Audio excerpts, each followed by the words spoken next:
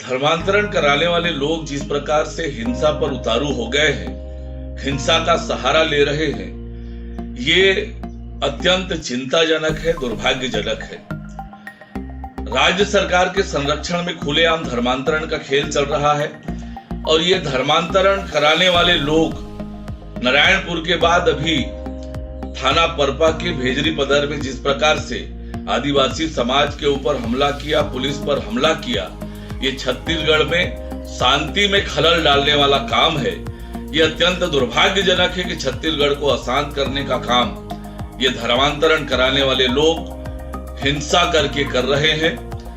भेजरी पदर में न केवल आदिवासी समाज के ऊपर हमला हुआ है, वरन पुलिस पर भी हमला हुआ है। ये चिंताजनक है।